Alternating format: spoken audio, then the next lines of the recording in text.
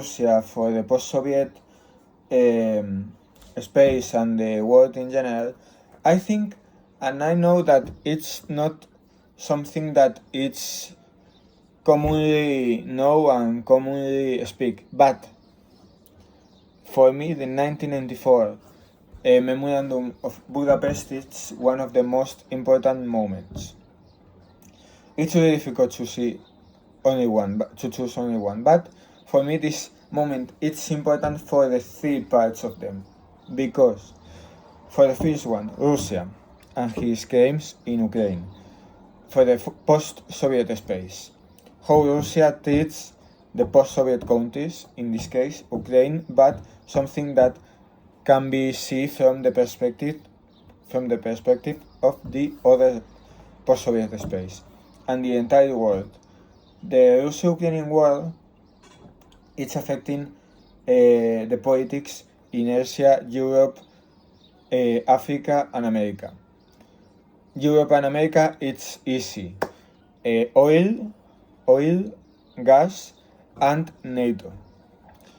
And the war itself that it's happening in Europe. For Africa, it's the food.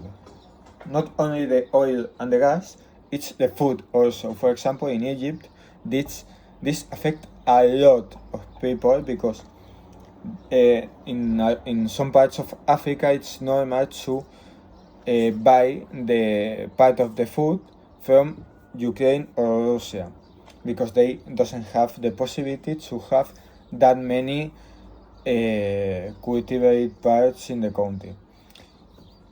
And in Asia, for example, in India and China, that are taking advantage from the lower price of Russian oil and gas.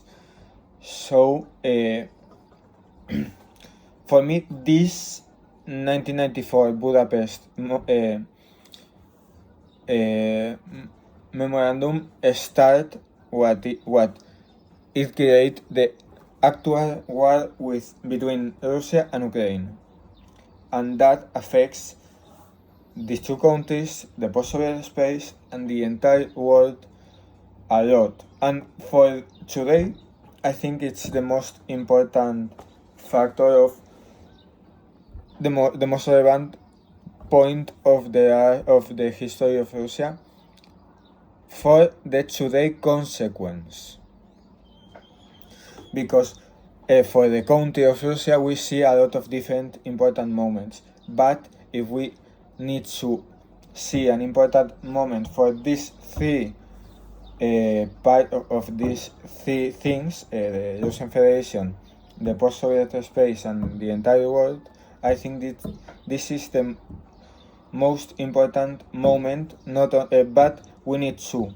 mix the 1994 Budapest Memorandum and the election of Putin after 1999.